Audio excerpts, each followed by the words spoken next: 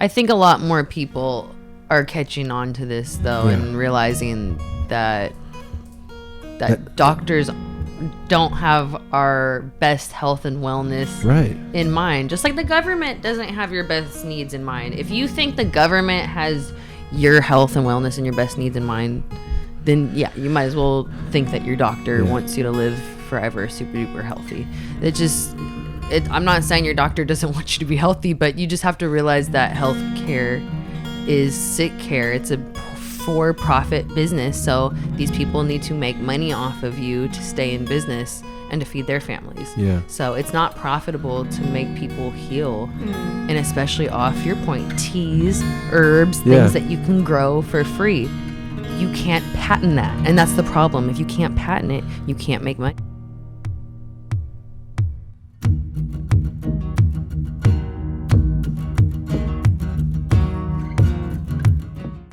All right, well, welcome back to the podcast. Today we have a very, very special guest. She grew up in Vallejo. She's been involved with cannabis since she was 15 years old. She's been a cultivator since she was 18. She's also worked in the medical field for over 10 years.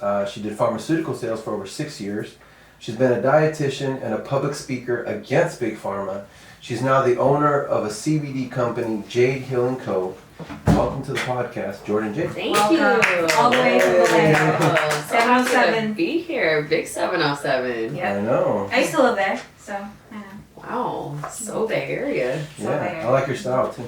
Thanks. This was not planned, by the way. So it's a good sign when you're matching head to toe with someone you can't. That's right. And not even planned, right? Yeah. So I like to start every podcast with kind of getting to know somebody, because I think if they know your story, they can connect with you a little bit better. They don't know me yet. Yeah. So tell us a little bit about your upbringing. Like, you grew up in Vallejo, and what was that like? Yeah, so I grew up in Vallejo, Northern California. If you're not familiar with Vallejo, it's not the nicest. It's a city in California. Hasn't been gentrified yet at all by any means. I don't know if it's ever gonna be. But kind of unique area to grow up. It was when Mac Dre was alive and the hyphy movement was going on, so drug use was a really big acceptable thing. It was just kind of the party, have fun environment, and fizz was a big thing at the time, as well as weed. Everyone was smoking and consuming, selling, growing. So it pushed me into cannabis use at a really early age.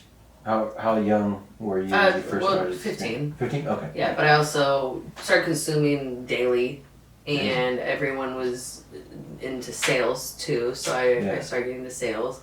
So it just kind of propelled me into the cannabis world. Yeah. We're not talking about like clothing sales or... No, at this time, black market cannabis sales. Got it. Yeah, I later transitioned, obviously, once it turned rec, into legal cannabis market. Gotcha. So let's go back a little bit further. So, tell us a little bit about your family. Do you have like brothers, sisters, Yeah, my parents are divorced. So they both got remarried. So I have like a half brother, a stepsister, a half brother. They're all my brothers and sisters. Okay. I don't care about half or step or anything. So you're the only one from the original marriage. Okay, and then you have half brothers and half sisters. Mm-hmm. How many total? And one little brother, one younger sister, one older brother. Okay. Yep. Oh wow, that's cool. Pretty much all my family's in Northern California. I'm the first person out of all my family and all my friends to go to college. Nice. So I didn't know that first generation was like a a thing. Yeah. Apparently it is. But I'm pretty close with all my family.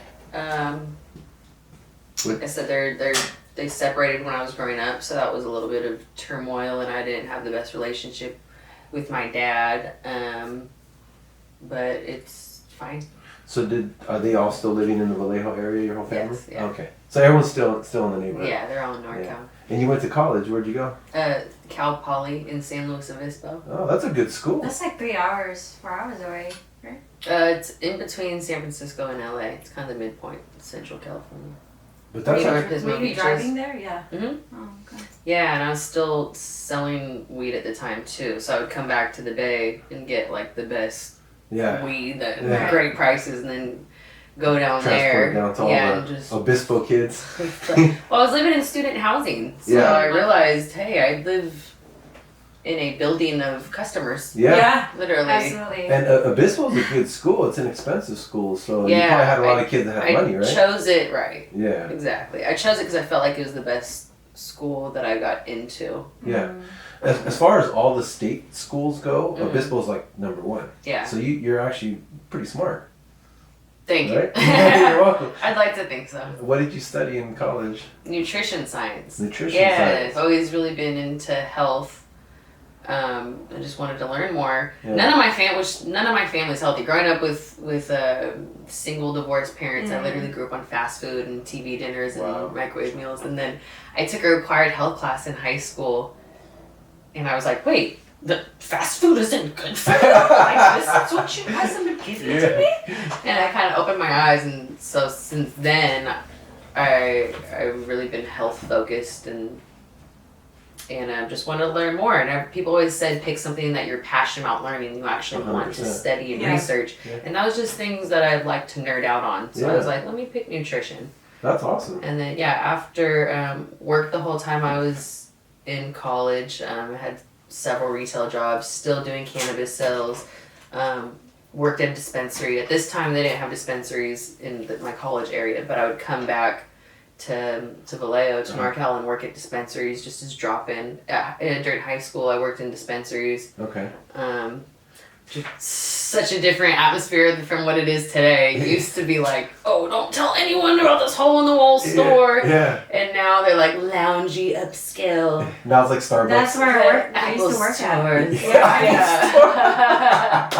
So it's interesting watching the dynamic of just the cannabis industry landscape change over the years, how it used to be just so frowned upon and everything was a felony chance, and now it's the coolest thing going. Yeah. And it's kind of fun. It's trendy, right? Yeah, so the trend things are kind of funny for people who have been kind of You're like, dude, I'm one of the freaking OGs. Like, what the hell? A lot of people that I used to work with, they're like, they wish that it didn't go legal. Because now it's more corporate, it's more control. I'm one of those people. It's more controlled. Yeah, you know what's funny? So about 10 years ago, I was like, if big companies ever get involved with cannabis, you're going to see weed cigarettes. Like, I go, and they're going to pretty much take over.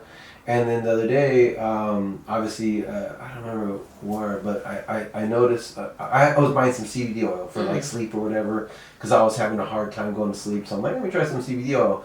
And I'm shopping on the thing, and then lo and behold, freaking weed cigarettes, like literally like rolled like little cigarettes. And I was like, wow, this is crazy, right? Yeah. So let me ask you, let's go back to your college. And great alternative. Yeah, of course, right? And we'll talk about that because I got a lot to talk about about cannabis. Yeah. It should have never been illegal, right? Never. It's a big scam. It's a big scheme with very powerful people, right? Like a lot of things in America. Yeah, of course, right? That's America. If you have money and you put your people in power, you could change the laws then and rules. Marketing and there you go. will And marketing, you. yeah, exactly. But I just want to go back real quick to when you were in college because you were doing sales, right? And you must have been doing pretty well though, as like one of the only distributors in college. Did you put yourself through school, or did you get a scholarship, or? Partly. Luckily, like I said, I was the first person out of all my family and friends, so my mom always told me if I do go to school, she'll help me out as much as she can. So I did have my mom helping me out. That's awesome. And then I also had, I had 3 jobs the whole time I was a full-time student. So I worked nonstop. And I was selling weed, a whole lot of weed, so that helped me out a lot. Yeah. But I also had just a retail job, and then I was a fundraiser at the college, so I like had a headset on, and I was one of those annoying people that called and was like, hey, do you want to donate? Yeah. Fun job. Like, then get cussed out. Yeah, you're like, what the hell am I doing? I should just go be selling some more cannabis, right? Yeah, which I went on to do. Yeah. So I worked the whole time I was in school, and then all through summer I would just work nonstop. So luckily I didn't come out with crazy student debt or loans that needed to be filled. So it seems like you're a hustler, like just always a hard worker. Yes, and I attribute that to my upbringing too. Like I said, just growing up, the whole culture along with drug use was drug sales. It was just drug dealers. Everyone that was around and looked up to, the music I listened to heavily influenced my life. And music was all about drug using and drug dealing. Right. And hustling. Yeah. And something that was just really big that was put in my head at an early age was never have one source of income. Wow. Never. It's smart. And that's, well, it's also smart, but it's also like the street hustle. Yeah. People would be like, oh, don't just sell drugs, you also gotta pay hoes and, and diversify yourself. So it's almost like I did take a lot of these like hood street strategies, forms of surviving, and kind of extrapolated that into like a professional business sense. But it's a good thing, because most, even the hustlers, like the big drug lords, like they are just leaders and business people. It's just misguided energy. It's in the wrong industry or whatever, right? So all the principles that you learn hustling or on the streets, that's street smarts. That's what makes you successful in business. Not having the resource or having someone to help you. Kind of just the being trapped in the corner of like, I have to do this by myself because I don't have someone else I can call. I don't have a mom or a dad that's gonna pay for this shit, or someone that's gonna let me reach out a hand. It's like, no, I'm really just alone. I got to do it. So I just kind of always had that focus of, and it's also a pride thing for me. I don't like asking people for help. I don't know if it's a mental, emotional thing, like I will reach out, but I'll always do everything I can to make it happen myself before I have to reach out to someone else. So you're very independent. Yeah, and I pride myself on that, especially as a woman. Where do you think that came from? Definitely my mom and the line of independent women in my family. My mom is really hard worker. She's now she's the vice president of a title company. Wow. So she also hustled her way up to the top. Yeah, and I mean was a single mom at 20. Wow. So, has always worked and taken care of herself, but she, once again, put it in my head at an early age of always take care of yourself and always work hard so you don't have to rely on someone else and rely on a man and rely on, just anyone else for anything. Yeah. And that would tie into my sense of dignity and pride and, that I don't need you for this stuff. I can do it for myself. Yeah. So that was just something that was kind of tied into my identity at an early age, which is great because now I'm independent, but it can also be to my own harm sometimes. I won't ask anyone for help or a hand or really delegate stuff. Yeah, and I kind of will overwork myself and get burnt out a lot. Have you found some kind of strategy or balance to take care of yourself?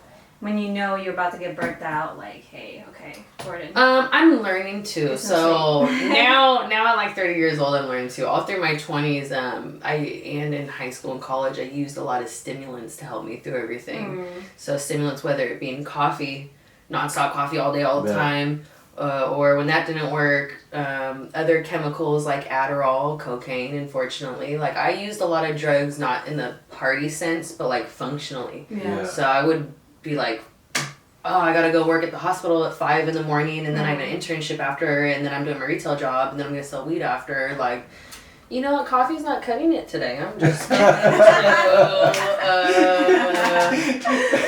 gotta do what you gotta do. And then I would be on so many stimulants and up for so long that I would take a lot of downers to make myself sleep. So whether it be Xanax or even alcohol or sleeping pills or syrup or other pain pills, just a variety of chemicals. So I used to literally force myself through, chemicals and other products, but now once I'm burnt out, I'm learning to stop pushing my physical, mental limits and take time for myself and really just pause. And that's been hard for me as someone who's always on the go to really stop. Yeah. And I'm still not to the level of meditating yet, but I'm at least to the level of slowing my ass down and stopping. Yeah. Self-awareness. I'm aware that I need more self-care, but I'm at least taking a second to honor that. Well, awareness is the first step, right? Yeah. So how long were you doing this whole like kind of chemical cocktail with like yourself? 10 years down here, from like probably in the middle of college to maybe like 28, and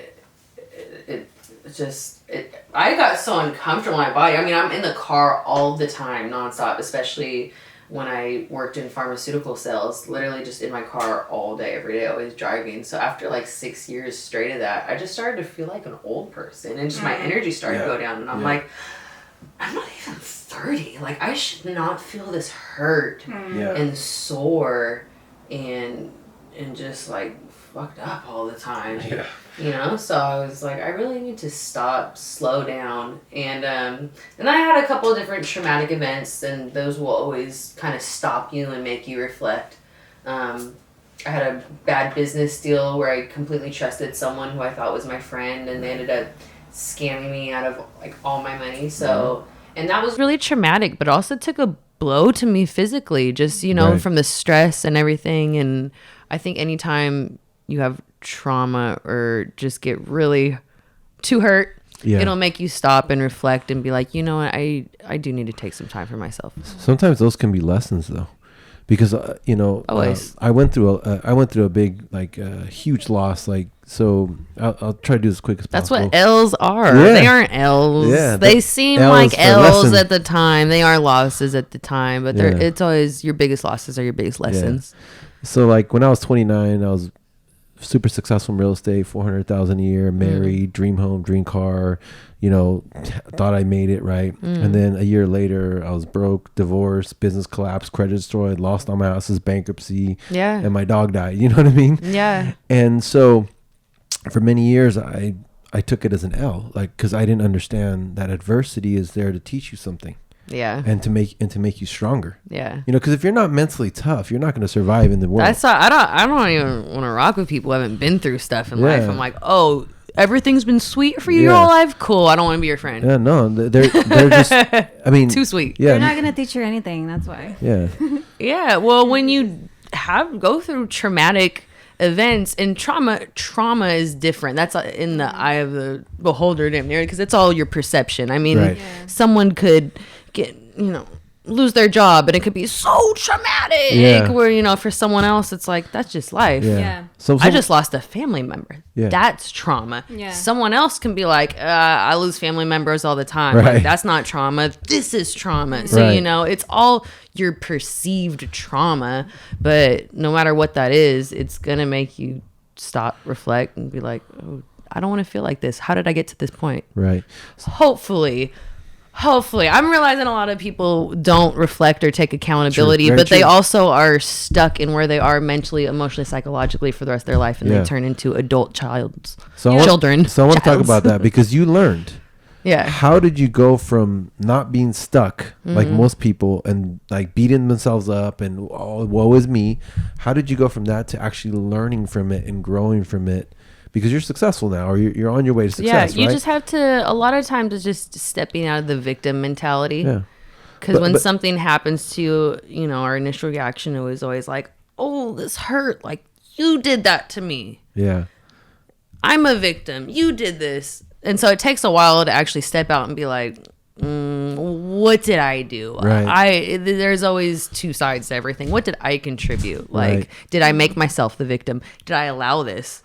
Was this a boundary that I let someone just walk over? Like, it's not always on the other person. So really just taking accountability, full accountability for everything. Even if it's, you were just standing there on the side of the road and you got hit by a car. Like, how do you take accountability for that? But you still have to. I walked out on the side of the road. You know? It's like being responsible, basically. For your own life. And know? I've had a lot of unfortunate circumstance where it's just like, how did this even happen to me? Like, I'm a good person, but it doesn't matter. Maybe you're a really good person, but you're kind of dumb in that level you're at right now. You needed that to, you know, be aware of whatever it was, or knock off that part of your ego, or whatever the reason was. But there's pretty much a reason for everything. But you have to be willing to look at yourself and reflect on things. Also, like the type of energy that you're putting out there.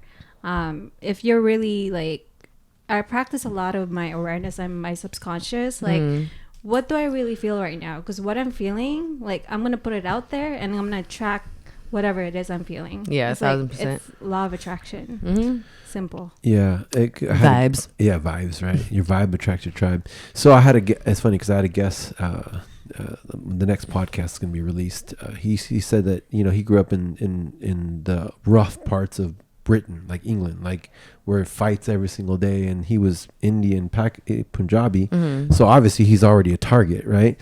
And he said he would pray, God, I don't want to get my ass kicked today. And he'd get his ass kicked that day. And then he wouldn't pray and he wouldn't get in a fight.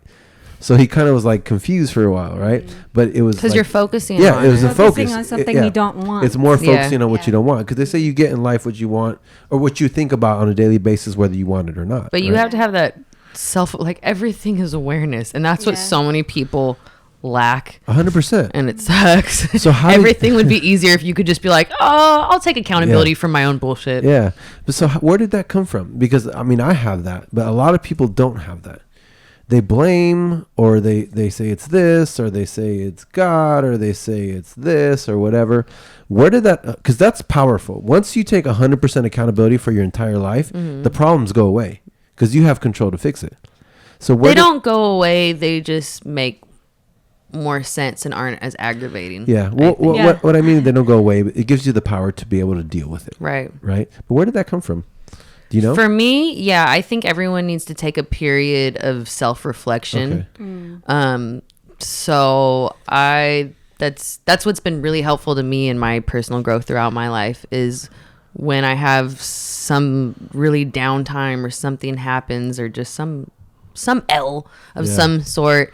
I've always kind of like retreated a little bit and just spent a little bit of time to myself. So, like one of the main things that's popping up in my head is I had a bunch of bad stuff happen, and then I would listen to a whole bunch of YouTube videos on like law of attraction and positive thinking and like subconscious reprogramming basically, and would just spend like an hour out of my day every morning just with my headphones on, walking around or around the house or whatever, just being alone and listening to these videos and listening to pretty much like free therapy, but really reflecting on it, like really personalizing everything and just stopping and reflecting, like, how did I get to this point? And it really just comes from getting to a point of being in so much pain or discomfort that you're just like, I can't keep moving forward feeling like this or being in this position, or I'm so unhappy or I'm so unsatisfied with my life. Like, something's got to change. I got to make the change because no one else is going to make the change for me. I'm not just going to depend on the next motherfucker to come along. That's powerful. So listening to a lot of like pretty much personal development. And just like positive speakers helped me a lot. So that's something that I still to this day, if I have a low point or just lose my motivation, I'll be like, oh, let me just throw on like a 5-minute motivational talk. Or something like that. It really does help because along with enjoying spending a lot of time to myself, I can also get in my own head and be my biggest hypercritic. So it helps to kind of listen to these other, psychological professionals to kind of get myself mentally back in line. It's also like being your biggest cheerleader, your number one fan and biggest cheerleader. I'm more my biggest hater than fan, and I'm trying to get that balance down now. Well, it's crazy that you somehow figured it out, because there's a couple things here, and I don't want to talk too much about it, but have you heard of the Jesuits say, give me a child from 0 to 7 and I'll show you the man or the woman or whatever? The reason for that is because our subconscious is programmed from age 0 to 7. So whatever happened to us in 0 to 7, that's our subconscious, our personality for the rest of our life. I agree with that. I think every single adult issue we have stems from our childhood, and specifically in some regard to our relationship with our mother or father. 100%. Which that pretty much is what it is, and most people agree with me. So daddy issues and mommy issues, which is great that we've identified that. Like, cool, all of our problems stem from our childhood and our mother-father relationship. But like, so what? It doesn't matter if it stem from your childhood, babyhood, or adulthood. It's still on you to fix that. Yeah. It doesn't matter. I don't care if your grandma raped you and this happened and whatever. You can't just be a piece of shit person the rest of your life because something bad happened to you. Like, yeah, that's horrific. That sucks. You still have to take accountability for yourself. Yeah. Like everyone's healing. It's an individual thing. Yeah, there's still a lot of people who won't be real with themselves. Yeah, and they can't be real with other people. So my other part of that point is the only way you can change your subconscious after age 7 is through repetition or subconscious programming. So I don't know how you figured it out, but it's what happens to you in the morning and right before you go to bed. What you put in your brain at that time is the most powerful thing for your whole, for changing, for growing, right? Yeah. And somehow you figured it out that let me just put on this positive vibes in the morning and be with myself, which is basically meditation. It kind of makes sense that what you do first thing sets the tone for the rest of your day. Yeah. And then it makes sense that the thing you do before nighttime might sit in your brain while you're dreaming. And then you continue it like when you wake up, basically. Yeah, so you figured it out, and I agree with you 100%. Like, look, I know people have been through some stuff, you know what I mean, and thank God I haven't been through something crazy. Just what I just told you, right? It was pretty crazy, but it wasn't like some pretty crazy stuff, right? Yeah. But it is true, like, you know, whatever happened to you when you were young. Like, if you're still alive, if you still have all your fingers on your toes and you still have, like, your wits about you, like, it's really your job to work on yourself and get better. How did you figure that out? How did I figure out that I didn't work on myself? No, that it's up to me. Like, it's my job to fix whatever I need to fix with myself. Well, back to my point of just, like, with the work. Yeah. I didn't have anyone else helping me. Okay. Work is a little more black and white with no one helping me mentally. Like, I didn't have too much support other than my mom and like one friend, but it's like, it's you. Like, no one else can change your personality characteristics for you. Right. Literally, that's all internal. It's just not even possible you could go to a therapist weekly, bi-weekly, and that can catalyze it, but it's on you. No one else can think your thoughts for you. The hell? Have you ever been a therapist? Anyways, they don't do anything for you. They just ask you a bunch of questions so you figure it out yourself. Yeah, pretty much. So like a therapist is just a trained professional. They're walking you through self-reflection. Yeah, exactly what you were doing for yourself through the motivation and all that. Yeah, through YouTube videos. Yeah, because like for me, to where I'm at now, the last 10 years has been all personal development. So I understand how powerful that is, but I also understand, like how you said earlier, some people stop growing at a certain age and they never grow after that. They're the same mentally pretty much for the rest of their life. But you somehow, maybe it's through necessity, through this if it's up to me. Yeah, you figured it out. Yeah, and that's powerful. Yeah, also like it is up to us, but you have me, I'm your friend. You know, you have other people too that care about you. So thank you. Also, just realizing that if you need help, just ask for it. Yeah. Like to me, I realized to ask for help because, respecting myself, honoring what I need. So that helps me to actually ask for help because I hate asking for help. If I can do it myself, financially, mentally, emotionally, whatever, I do it. But if I really need something, like someone, then I do it. Yeah. I ask for it. Yeah. So let's talk about how you actually got into the cannabis industry. Because you were 15. Yeah. I don't know too many 15-year-olds that get into the cannabis industry. You know what I mean? Unless maybe they grew up in Vallejo, right? Just kidding, Vallejo. Just kidding, Vallejo. Not kidding. Right? Not kidding. Just kidding. Not really, right? Yeah. But so how did that all come about? Like, because you were in high school, right? And so tell us a little bit. Yeah, so I started smoking at 15 and selling weed. I started cultivating when I moved out at 18 because I had a spot. Yeah. But how did you get into it? Was it like a boyfriend? Was it a group of friends? Like I said, everyone around me was smoking. So yeah, probably just going to... actually, the first time I smoked was at school. It was during lunch. Okay. And it was all my friends were just like, hey, we got some weed. I'm gonna smoke some. And I was like, okay. Yeah. Okay. Let's be cool. Yeah. Let's do something rebellious.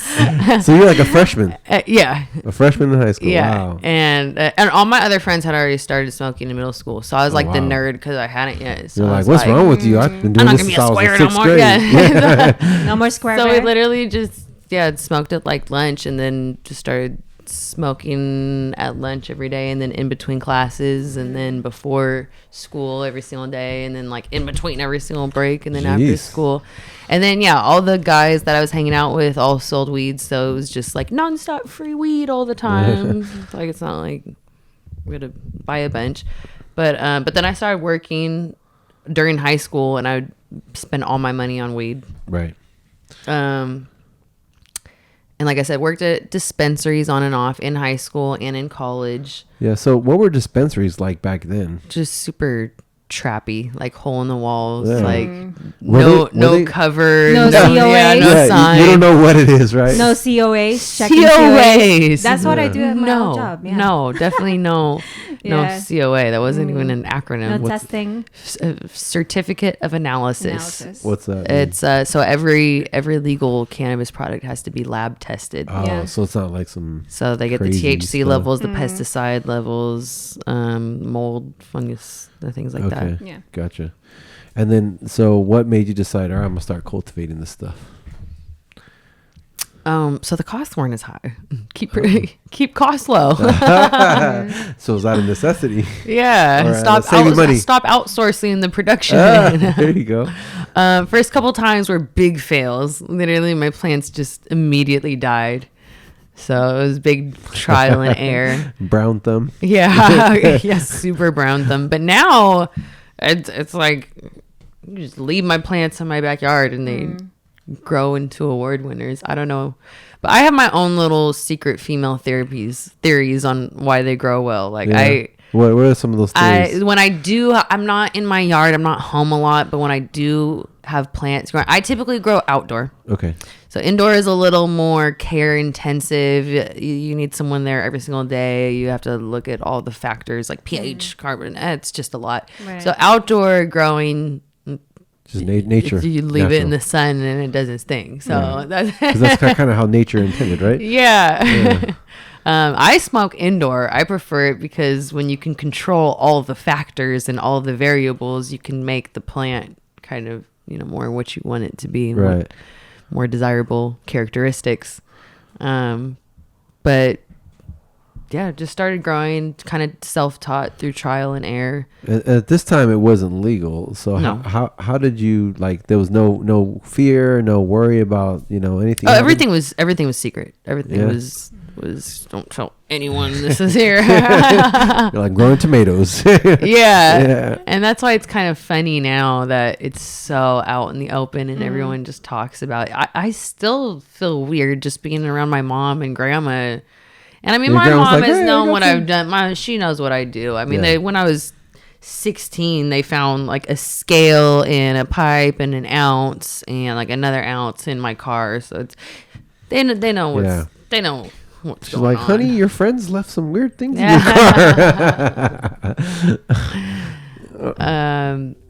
But yeah, so and then sold all through college, but it was still illegal at this time. So it was always making me a lot of money, always a huge part of my life, but not something that I could really be proud of. Right. Not something that I could tell my parents about and have them give me a pat on the back because they're proud of me. They were, if I told my parents about it, they'd be like, what? You're going to jail. Yeah. My daughter's a farmer. And now there's, I remember when the first billboard got up, I was like, where's my mom? Oh gosh, don't let her. It's just interesting how it's changed so much. But so after college, I have this nutrition science degree, so I started working in the hospital as a dietitian. So I was in the inpatient nutrition department, which was great, but it was just super depressing, not where I wanted to be. Right. I was still doing weed sales at this time. So someone suggested, they're like, why don't you do pharmaceutical sales? Right. Because, you already do drug sales. You talk to doctors all day. It's just a combination of those two. You're pretty much doing legal drug sales. Yeah. So Which actually are more harmful than the other drugs. Yeah, depends. Well, weed. Let's just cannabis. Cannabis. Yeah, okay, yes. Cannabis. Yeah. Let me clarify that. Yeah. More harmful than cannabis. Yes. All the other drugs are very harmful. Yeah, agreed. So got into doing pharmaceutical sales. Super lucrative. Did that for like 60 years and then realized how evil big pharma is and then got out. The reason why I got in and it seemed so great is I was originally working for Novo Nordisk, who's a big Danish company. They make insulin. Okay. So, I mean, I have no qualms selling insulin. Like, people need insulin. There's nothing evil about that, right? Right. So, like I said, worked for them for like 5 years, made a bunch of money. It was great. And then I moved on to an oncology company. I wanted to work with them because they had cannabinoid products in their pipeline. They had a CBD product that they were pushing or trying to get FDA approval for.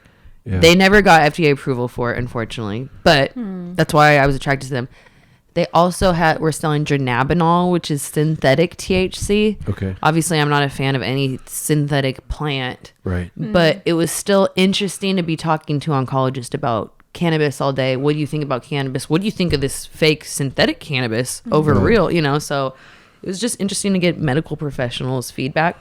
But also, I was working with a bunch of oncology patients, and around this time, this was maybe like 5 years ago, this is when CBD first started to get popular. So people were actually using CBD and giving me a bunch of their success stories, and they would have amazing stories. And these are cancer patients. Yeah. Wow. Yeah. CBD and THC and, a whole variety of cannabis, products, but CBD was kind of just new in the limelight. So that got me more into the CBD side because I've always been a THC user. Yeah. But, a lot of people don't like the psychological effects so of it. So can you explain that for the lay person that doesn't understand the difference between so THC for anyone and listening CBD? who's unclear, so within cannabis, there's THC and CBD. THC is tetrahydrocannabinol. CBD is just cannabidiol. They're both molecules within the cannabis plant, but they have different effects. So THC is what gets you high and has the psychological effects. CBD kind of has the therapeutic effects that cannabis gives without the high feeling. So CBD is more like it's more therapeutic, medicinal, less medicinal, less recreational because it doesn't have those psychological effects. CBD is primarily used for pain and anxiety, various other health reasons.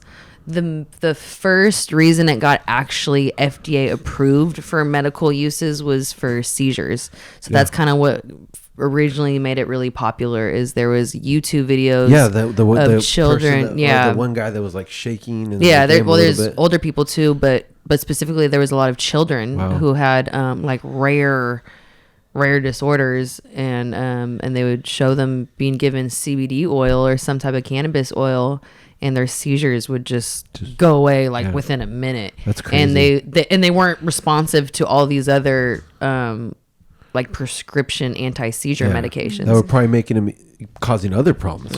Right. Like I'm big on holistic care and natural remedies because I have a couple stories. So first of all, I know this homeopathic Chinese healer. Like this guy has done some crazy stuff. So my mom had really, really bad anemia. Like she was just always tired, pale. Her iron counts were down to 5. Like single digits, right? And the doctors were pumping her with these iron pills that made her just messed her up even more. Constipation. Yeah, so she basically got to a point where she's like, I don't know what to do anymore. Like she was out of options. So it's funny, my mom's crazy, but the doctor was Asian. She goes, "You're Asian? Don't you know something like, someone else?" And then the doctor's like, "Well, talk to this guy. He's a healer, right?" He made her some herbal teas. I don't know what the heck he put in them, but it was just a bunch of herbs. Cooked it all up. My mom's iron counts went from 5 to 50 in 2 months. Wow. And the doctors were like, "What are you doing?" Like they're like they didn't even know how to diagnose it. And now maybe 15 years later, my mom's living a normal, happy life, in Hawaii, but she was miserable, right? Me, I had back pain for 15 years. I have 2 herniated discs in my lower back. I went to like, orthopedic surgeons, chiropractors for years. I was like, my 20s felt like I was in my 80s, right? And I was almost just like fed up. And then my mom's like, well, why don't you try him? Like, just give him a shot. I was like, I'll try anything right now. He gave me the teas. And he says, you're going to feel a little vibration in every part of your body that's injured. He said, it's the chi unblocking your whatever. And like a month later, I just felt these little vibrations in my back. 2 months later, my pain is gone 90%. Like that. So I am like, this is crazy. Well, share bro's number. Yeah. Dr. Pham, thank you so much. You're a healer. He's actually retired. What type of tea was this? He won't tell me. He won't tell anybody. It's like this secret. It might be like Chinese herbal teas. It's just herbs. It's crazy. He'll take your pulse. Well, sounds like it's Chinese herbal teas. We got that from the store. Yeah. I mean. Okay, like, 707. Sorry, I've been fasting, so like I have no. I'm messing with Jo because she's my friend, so I can talk shit. So it's okay. So this is the crazy part. You don't even tell him what's wrong with you. He'll take your pulse and look at your tongue and tell you every ailment. Oh yeah, that's what a lot of acupuncturists do. I was like, what the? He's an acupuncturist, but he's kind of like high level, trained in China, trained in France, and all that kind of stuff. So, anyways, I believe 100% in that. So it's kind of crazy because without even realizing it, like you're a smart girl. Like you went to Obispo. You got a degree in dietitian, like you're very intelligent, right? But you grew up in the hood around like, whatever, that was your environment, right? But I think it's kind of ironic that without even realizing it, what you thought was being in the hood, smoking weed, it actually ended up coming full circle to now everyone's understanding that cannabis is actually a medicine. Cannabis can actually help and heal people, but you now have 15 plus years of experience, right? And now you have your own company. And who else better than to have a company than someone that's been in the industry for literally 15 years with a degree in nutrition and dietitian. Yeah.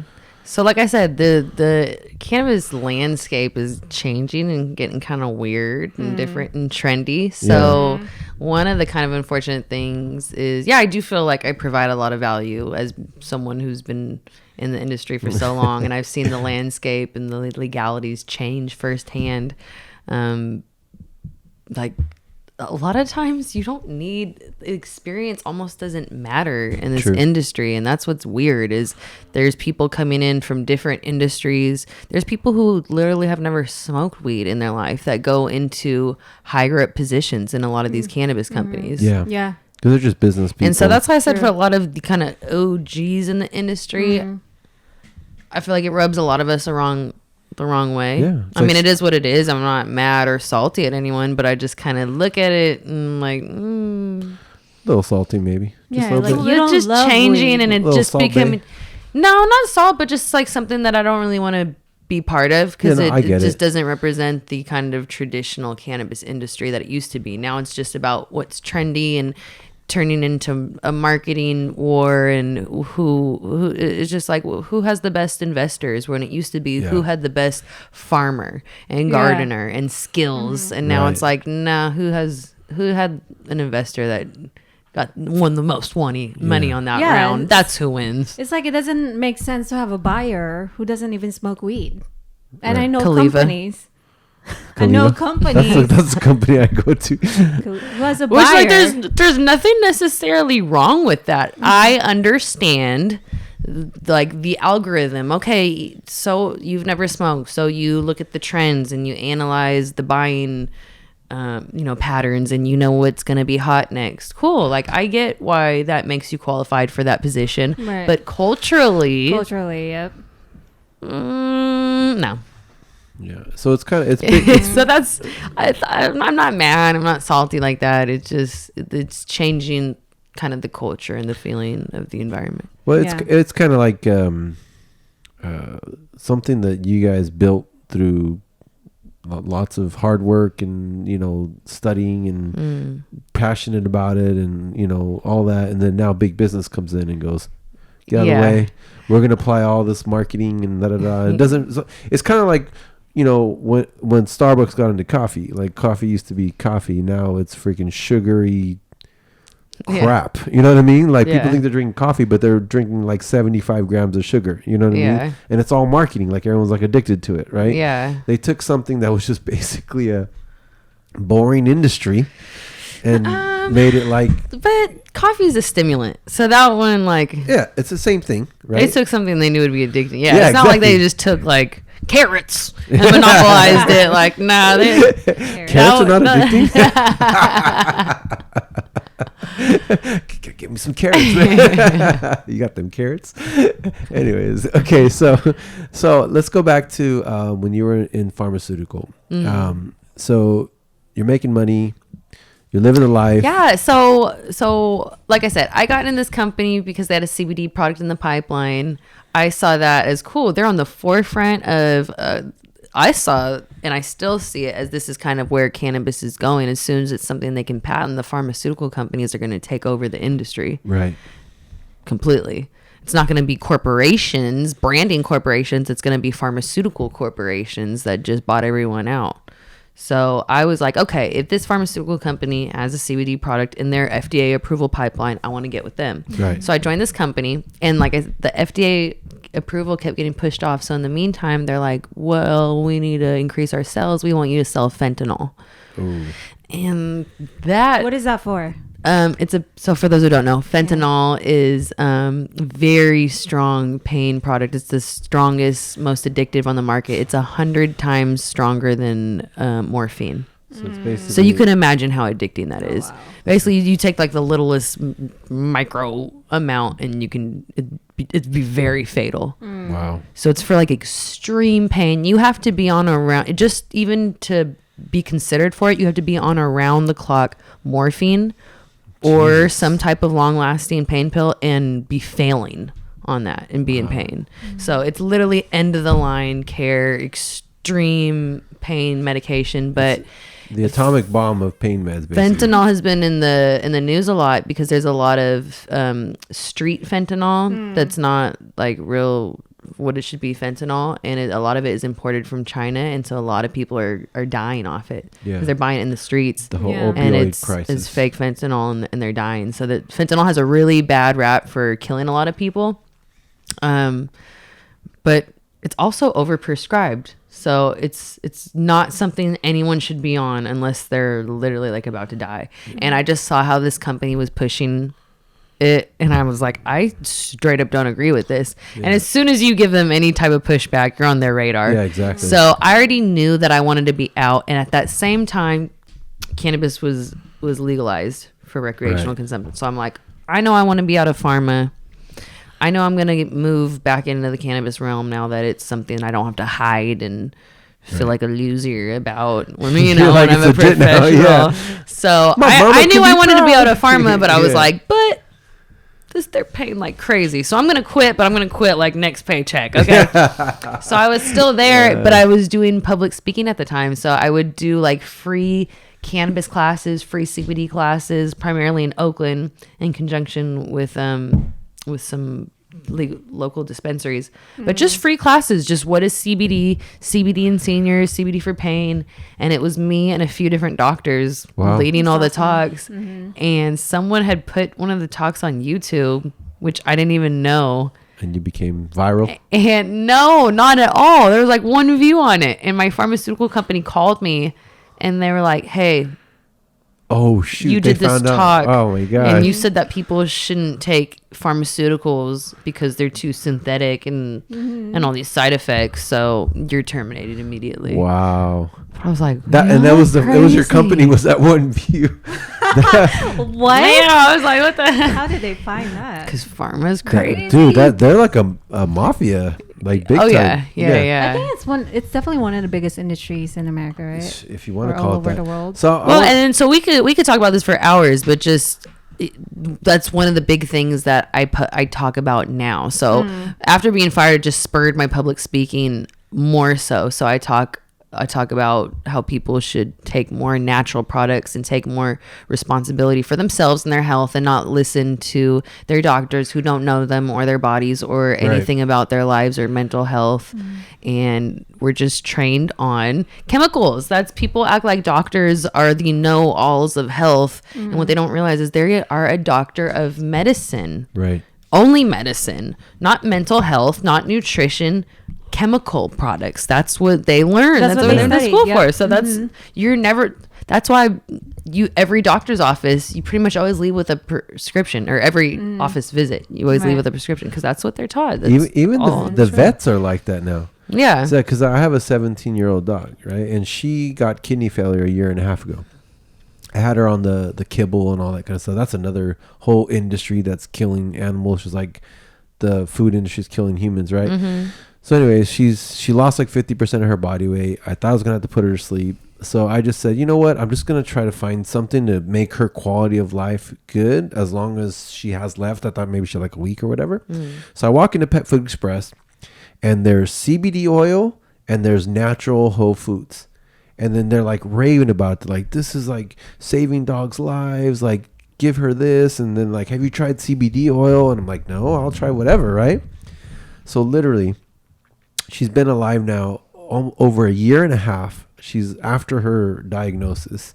They call her the miracle dog at the vet.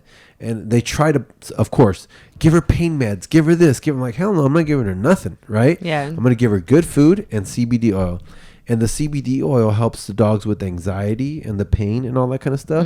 And like literally, she's going strong, and all she's taking is CBD oil and whole foods.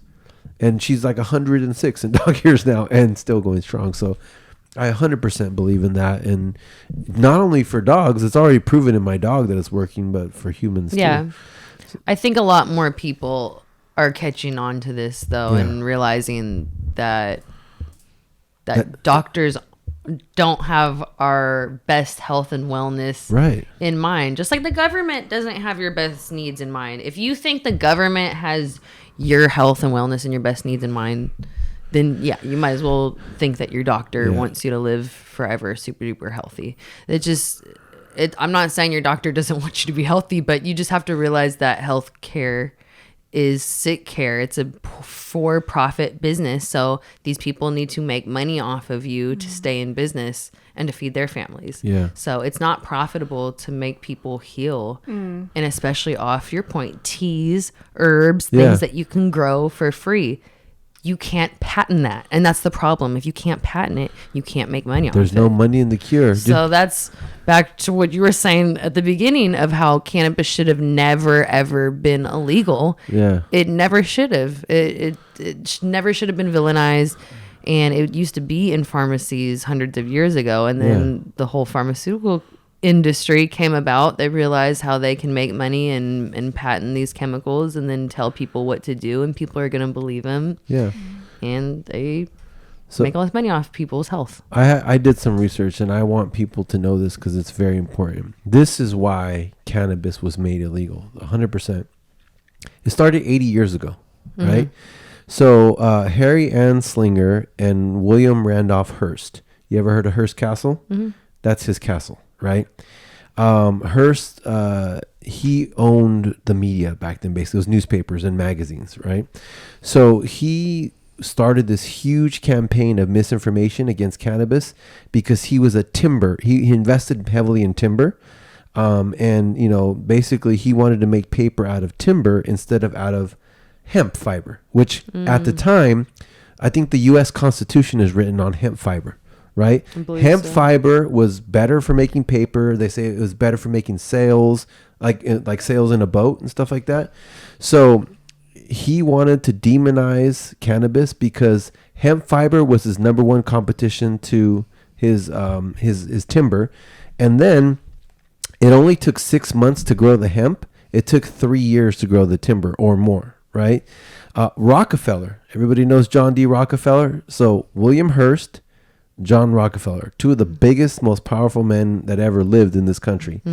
He started the pharmaceutical industry, right? And he did not want any herbs out there to become competition to his pharma. And the whole medical curriculum had to be Rockefeller approved. It could only be curriculum that he had approved. They couldn't teach anything else that wasn't what he wanted them to know. Yeah. So people out there, John D. Rockefeller basically said, forget piece of shit. Yeah, forget healing. It's about pharma, right? It's about money for him. Yeah, he used to say it's about raping people for profits. Yeah, he said competition is a sin. That was a quote.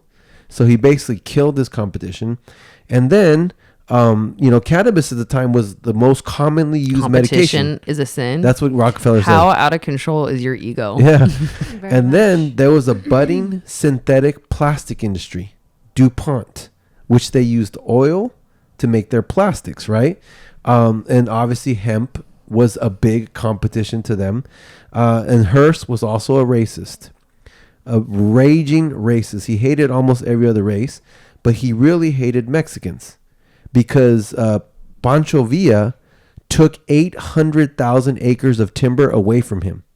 So Pancho. Yeah, so the word marijuana came from the song La Cucaracha, because they used to smoke it and say marihuana pa fumar. Mm-hmm. So they took marijuana from the song, changed hemp to marijuana, created this huge propaganda campaign against it.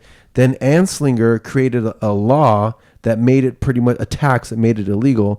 And there goes the hemp industry gone for the next 80 years. Mm-hmm. So for all those that think marijuana is this evil, whatever, it's not. We're all fooled by William Hearst, John D. Rockefeller, Anslinger, DuPont, all these huge, powerful men that wanted the oil industry, that wanted the plastic industry, the timber industry, which destroyed our forests, the oil industry, which is destroying our natural resources, right, and the planet, right, and the pharma industry, which is killing all of us, right. They wanted those industries to be powerful instead of cannabis, so they killed cannabis and created all these other industries. And now the biggest opioid crisis that's ever existed in this country came out of all of that.